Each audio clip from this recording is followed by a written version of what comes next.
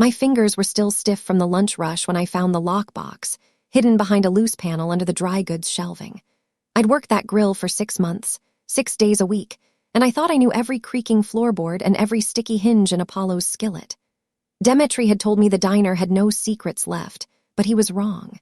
Inside, wrapped in waxed butcher paper that smelled faintly of oregano and old cigarette smoke, was a leather-bound ledger so worn its spine cracked when I opened it.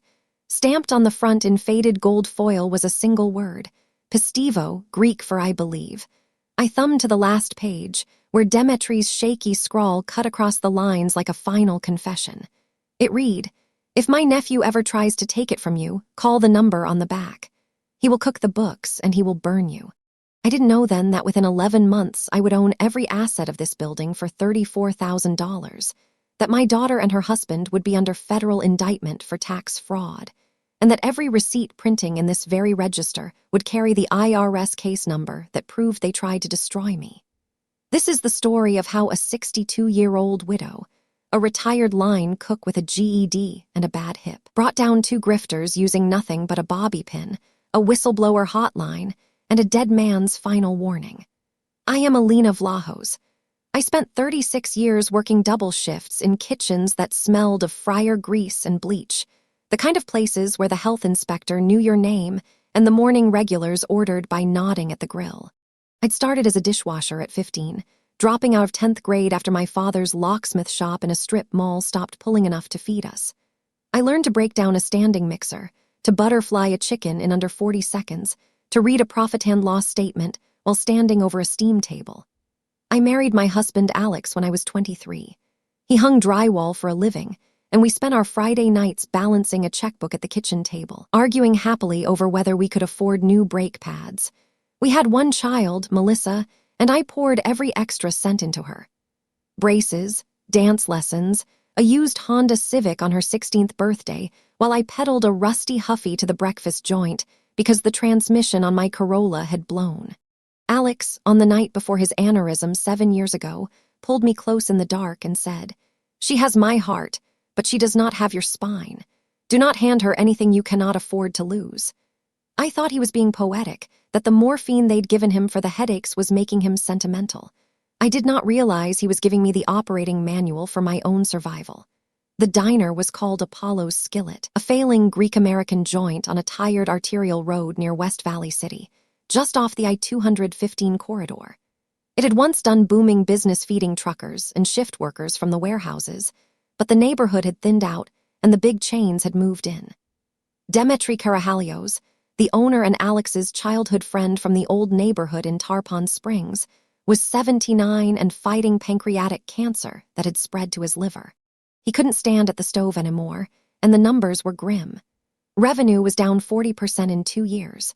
The grease trap needed a $6,000 rebuild, and the lease required $50,000 in renovations just to pass a health inspection, including a new fire suppression system for the hood.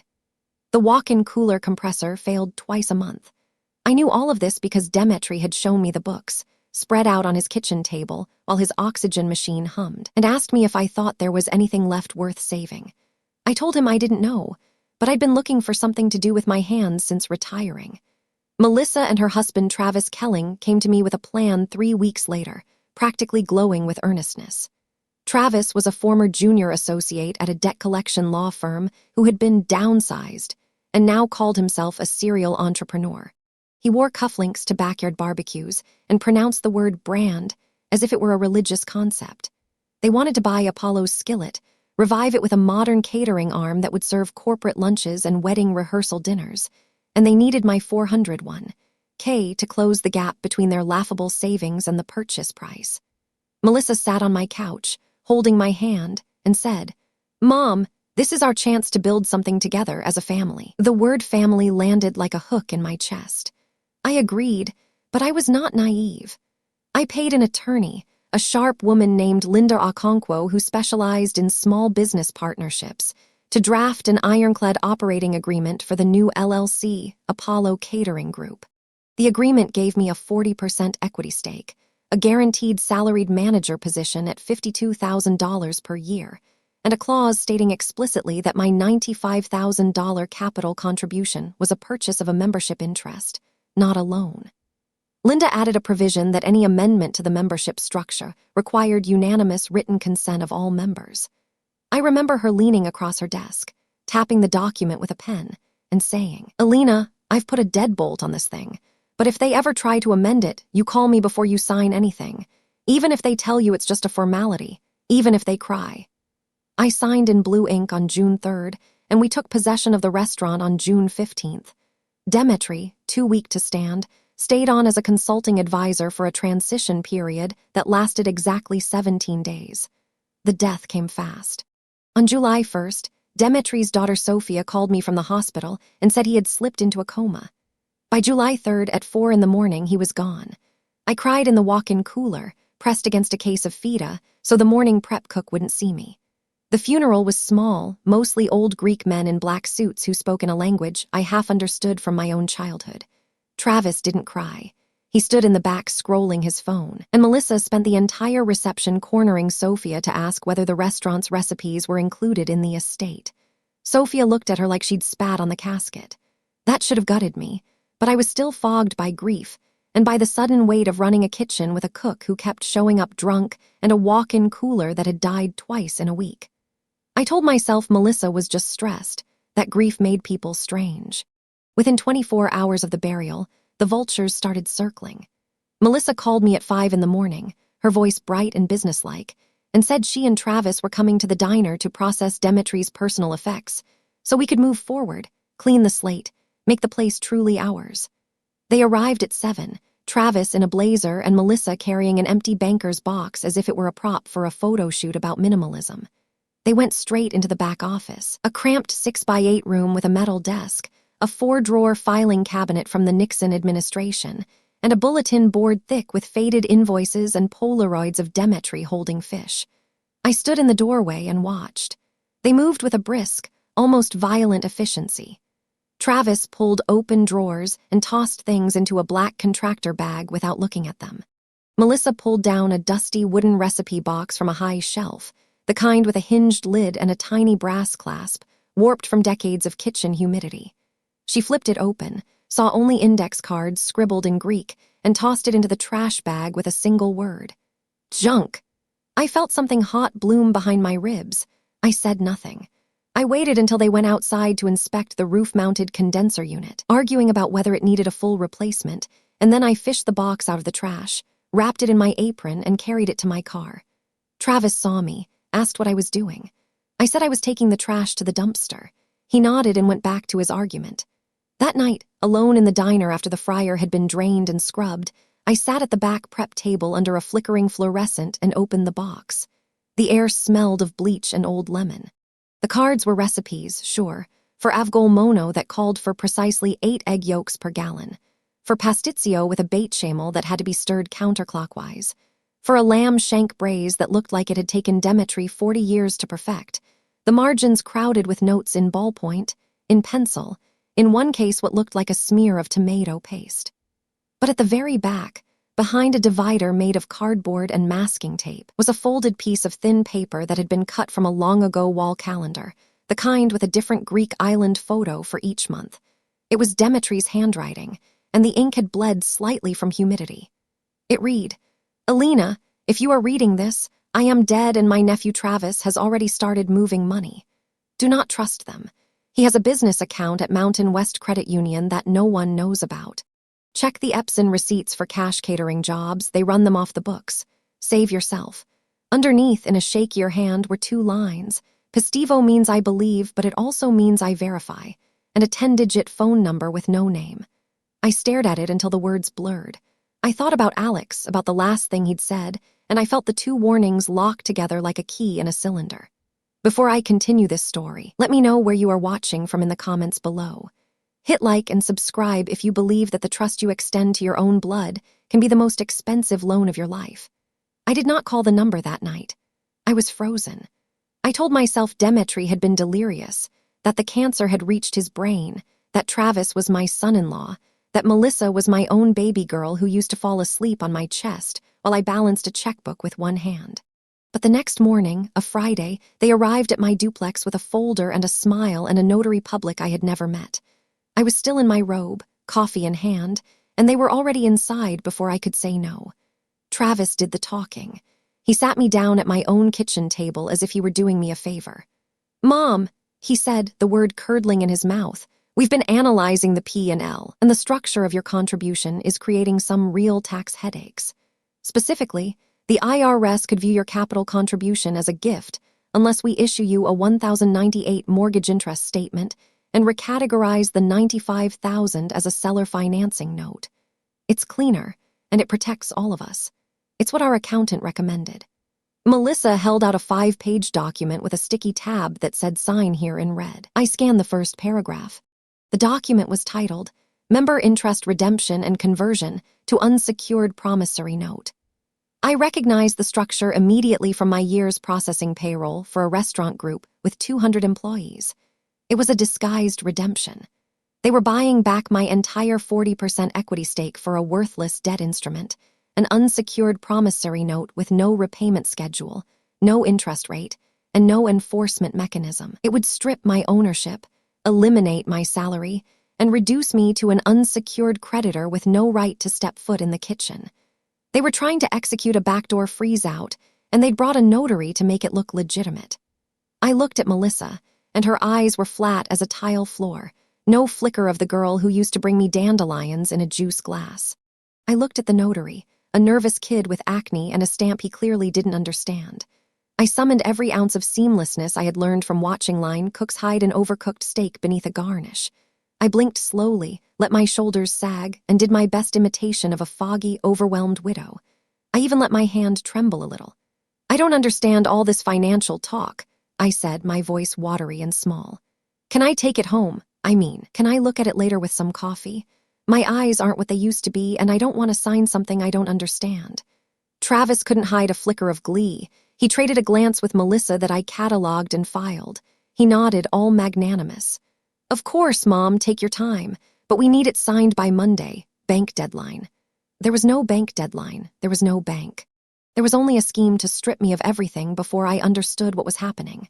I did not sign it. I never intended to. Over the next 48 hours, I cultivated the image of a confused, grieving grandmother who needed help, who was grateful to them for taking care of things. I let them see me leave my reading glasses in the refrigerator. I asked Travis to explain the difference between a debit and a credit 3 times.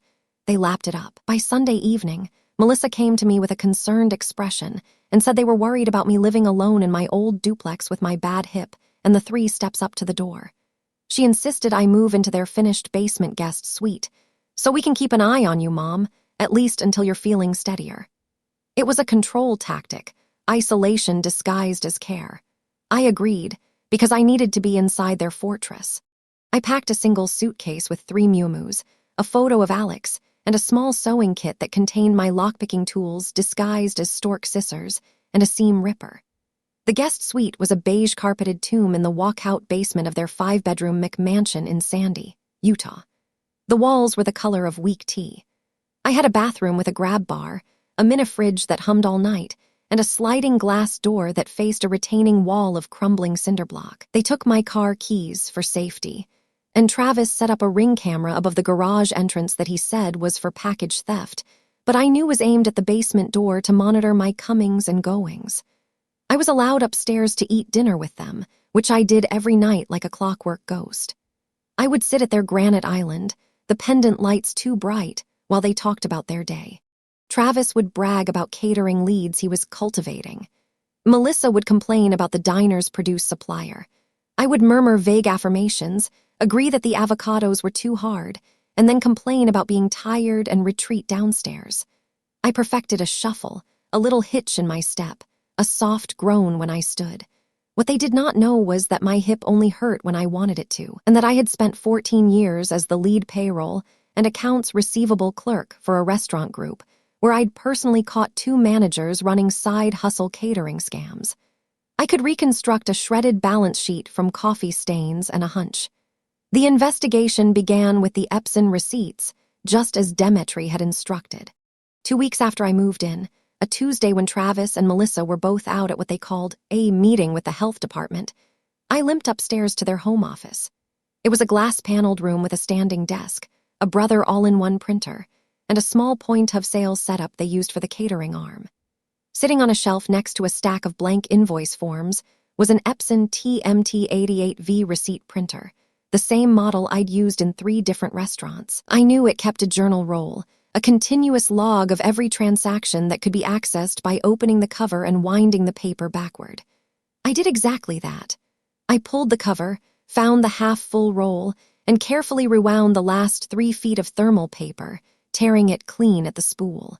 I stuffed the coil into the waistband of my support hose, feeling the paper crinkle against my thigh, and shuffled back downstairs.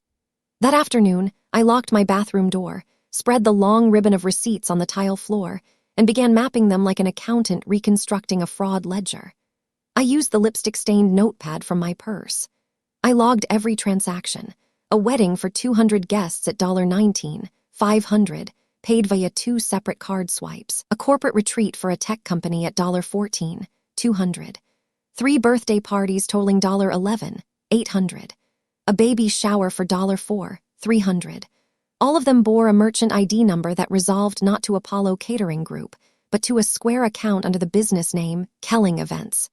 The money had been processed through a separate payment gateway, and the deposits were settling into an account I didn't recognize.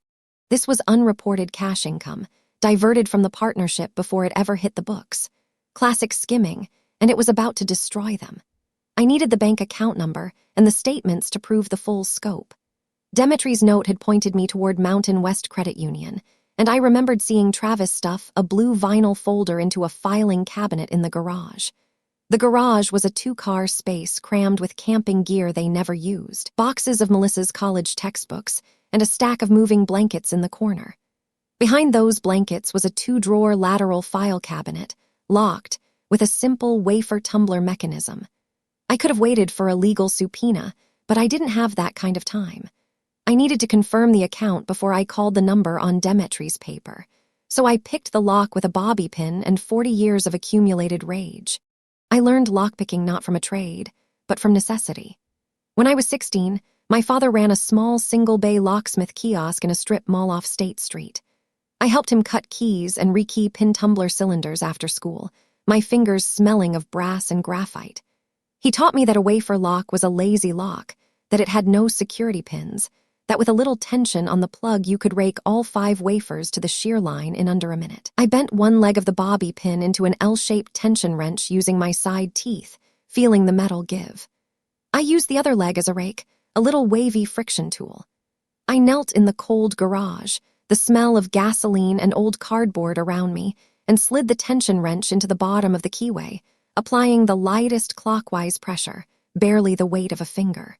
Then I jiggled the rake in and out, scrubbing the wafers, feeling each one click into place, a tiny vibration through the metal. The plug turned. The drawer slid open with a soft, satisfying groan. Inside, I found manila folders labeled meticulously.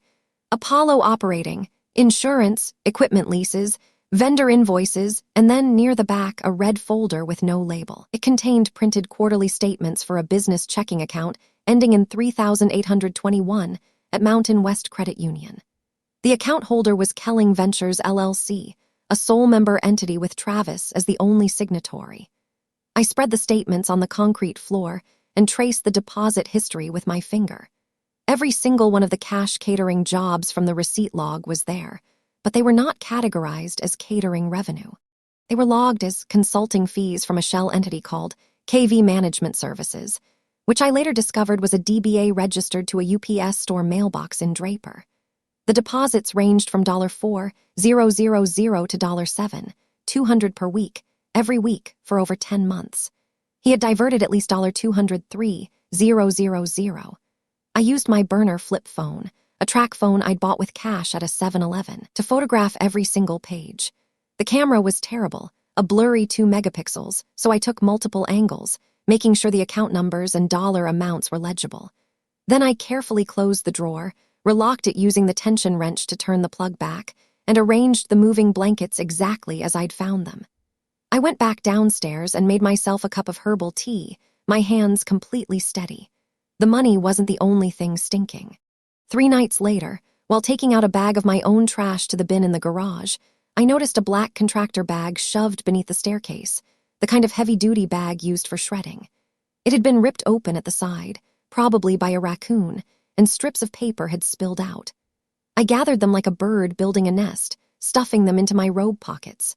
That night, on the floor of my bathroom with the door locked, I began piecing them together like a jigsaw puzzle. Some strips were thin, from a cross-cut shredder, and it took me 2 hours just to reconstruct the top of a document.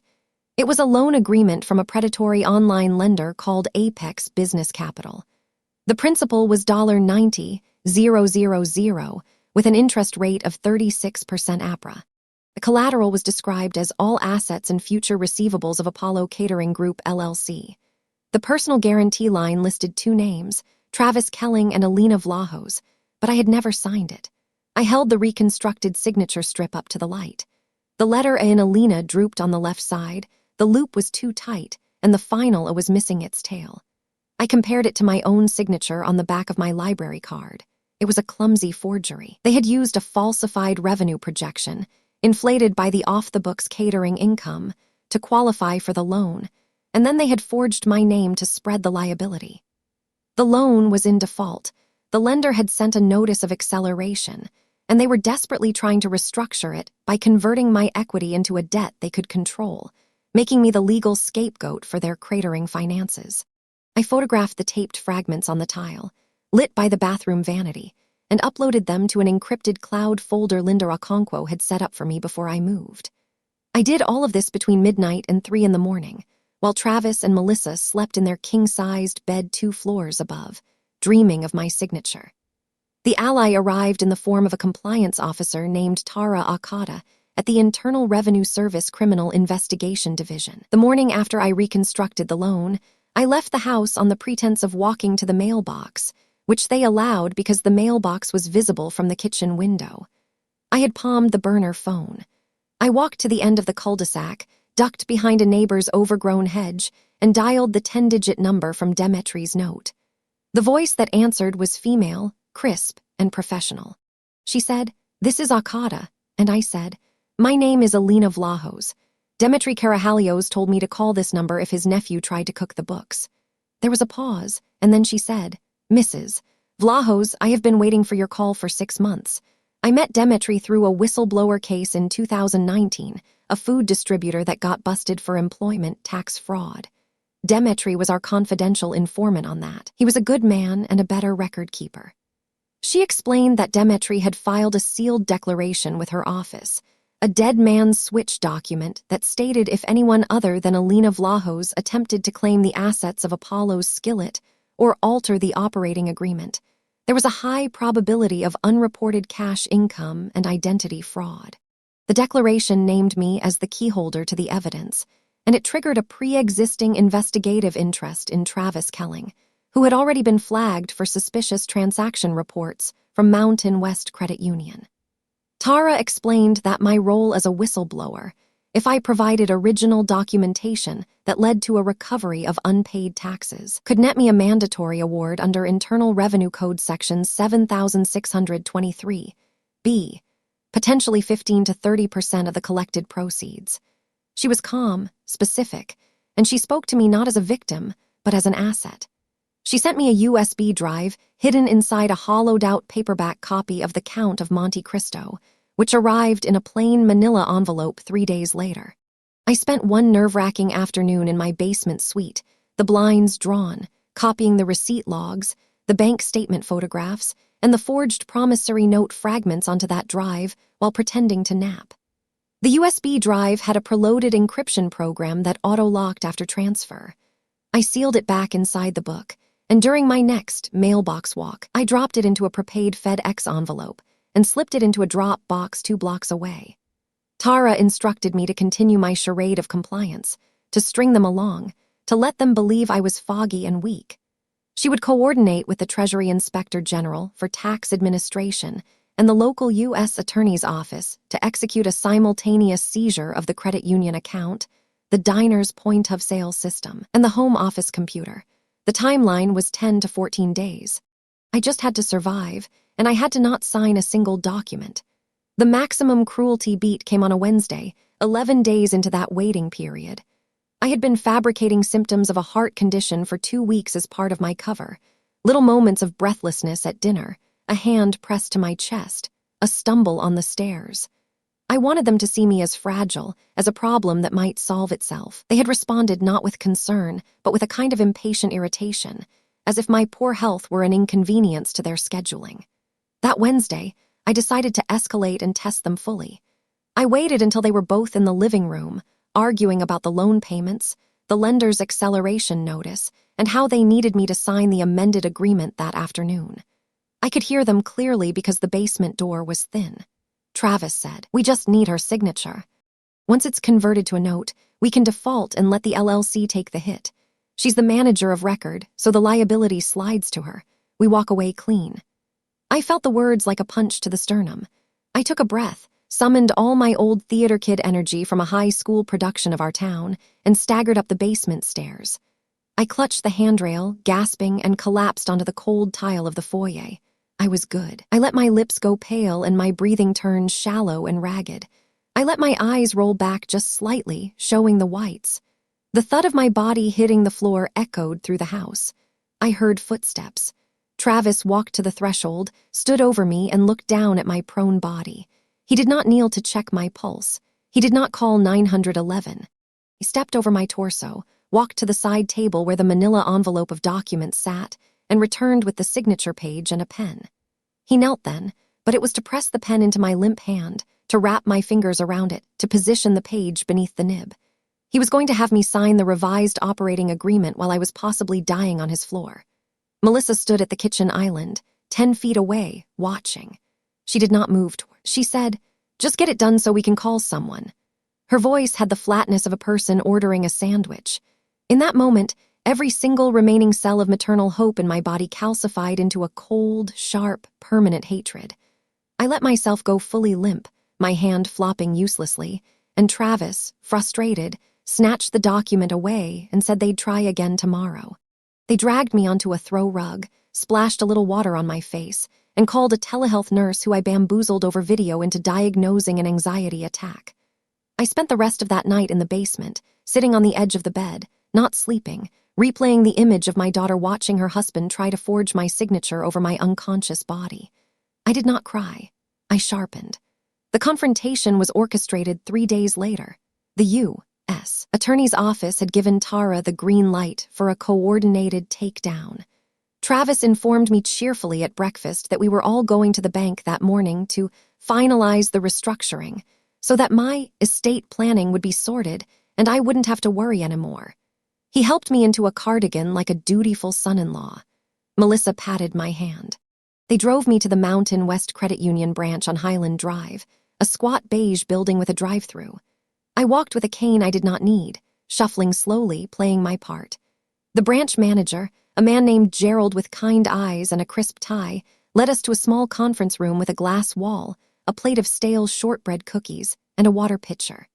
On the table were a stack of signature cards, a fresh copy of the promissory note conversion, and an amended loan agreement that would tie the fraudulent Apex loan directly to the diner's assets, effectively handing them the keys free and clear while I carried the debt. Travis sat beside me, his knee bouncing with nervous energy. Melissa sat across the table, her face a mask of pleasant serenity. Gerald, the manager, waited by the door, a little confused because he had been instructed by the compliance department to do exactly that. Travis slid a pen toward me. "Just your signature, Mom, right there on the last page. Think of it as your retirement security." I looked at the document. I looked at Melissa, who would not meet my eyes. I looked back at Travis. I straightened my spine for the first time in 6 months, squared my shoulders, and let every trace of the foggy, confused widow evaporate from my posture. I looked him dead in the eye and said, "I would sooner dissolve this diner into scrap metal and gyro grease than let you steal another penny from my sweat." He blinked. Then he laughed, a nervous bark that died in his throat because he saw something in my face. And then the glass door opened, and Tara Akata walked in with 2 IRS special agents in windbreakers that said CI, a county sheriff's deputy, and Gerald the manager holding a folder of asset freeze orders. he had been told to keep in his office until the signal. Travis stood up so fast his chair tipped backwards and cracked against the floor. Melissa started screaming something about elder abuse, a brilliant and ironic choice of words, as one of the special agents began reading them their administrative warnings regarding 26 U.S. Code Section 7201, attempted tax evasion, and 18 U.S. Code Section 1028, aggravated identity theft for the forged co-signature. The agent's voice was calm, procedural, and it filled the tiny room. Another agent took Travis's hands and cuffed them behind his back. Tara walked over to me and said, "Softly, you did it, Mrs. Vlahos. The simultaneous warrant execution at your home and at the diner is underway." I watched my daughter, my only child, be led out of the credit union in handcuffs, her face a mess of fury and shock, and I felt nothing but a quiet, settled stillness, like a ledger that finally balanced. The aftermath unfolded with the slow, grinding satisfaction of a well-tuned meat slicer. The IRS Criminal Investigation Unit's forensic auditors went through everything. The skimming operation, the double books in QuickBooks, the fake consulting fees. They found that over 14 months, Travis had diverted $203,000 in unreported cash income into the Kelling Ventures account, evading roughly $47,000 in federal income tax and $22,000 in state tax. The identity theft charge carried a mandatory minimum sentencing enhancement under the federal guidelines because the victim, me, was over 60. The case moved fast. Travis, facing a potential decade, took a plea agreement that I was not obligated to make comfortable. He received a 30-month sentence in federal prison, followed by 3 years of supervised release, and was ordered to pay restitution of $203,000 to the partnership, which was now essentially me. Melissa, who had known about the forgery and the skimming but had not personally signed the fraudulent loan, received 3 years of probation and 200 hours of community service for conspiracy to commit filing fraud. The plea deal included a condition that she could never work in a fiduciary capacity again. The Mountain West Credit Union seized the LLC's assets to recoup the fraudulent line of credit that had been cross-collateralized, and the diner was put up for a tax auction by the county. Because the criminal case had frozen out the Kelling Ventures entity and scared off other potential bidders, the only interested party at the auction was me and a few Vulture Capital liquidators who didn't bother to show up because the diner's assessed value was barely above scrap. The whistleblower award letter arrived on a Tuesday morning in a plain Department of the Treasury envelope, with a check for $210,000. The letter cited Section 7623(b) and the mandatory percentage of collected proceeds, which had been calculated at 18% of the total taxes, penalties, and interest recovered. I called Linda Okonkwo to verify it was real, and she laughed and said, "Alina, you just got paid to do the right thing." That's the rarest sentence in the English language. I used $34,000 of that check to bid on and win the assets of Apollo's skillet at the county tax sale. The grills, the hood system with its brand new fire suppression, the walk-in cooler, the booths, the signage, the lease, and even the name, which I legally amended to Traitor's Gyros. The remaining $176,000 went into a low-cost indexed annuity that will pay me a steady monthly income for the rest of my life, enough to run this place and never worry about a slow Tuesday again. The diner reopened 6 weeks later with a fresh coat of Aegean blue paint on the trim, a repaired grease trap, and a menu I wrote myself in my own handwriting, which I photocopied onto cream cardstock. The first item I printed was a specialty plate called the Pistivo platter, a pile of my own recipe gyro meat, lemon potatoes roasted with oregano, and a cup of avgolmono made with Demetri's exact 8-yolk proportions. It's plated on a paper placemat that reads, "This establishment was reclaimed from fraud." Below it, on every single receipt, the point-of-sale software automatically prints a line of text that reads, IRS case #2024 SID 0082KL, the same number that prosecuted my daughter and son-in-law. I programmed it myself in the back-end settings of the Square terminal. A surprising number of customers ask about it, especially the truckers and the older couples, and I tell them the story, sometimes just a bite-sized version over the counter, sometimes the whole thing over a cup of coffee, while the grill cools and the sun sets through the front window.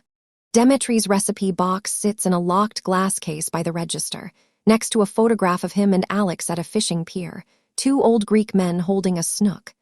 The note is still inside, folded, the ink fading a little more every month. I read it sometimes when the lunch rush ends and I'm the only one left. Have you ever discovered a dark secret about someone you trusted completely? How did you handle it? If you believe that the most dangerous predators are the ones who share your last name, then hit like and subscribe and join us for the next story. From the kitchen of Traitor's Gyros, this has been your reminder that sometimes the only thing standing between a con artist and your entire life's work is a dead man's recipe box and the courage to use it.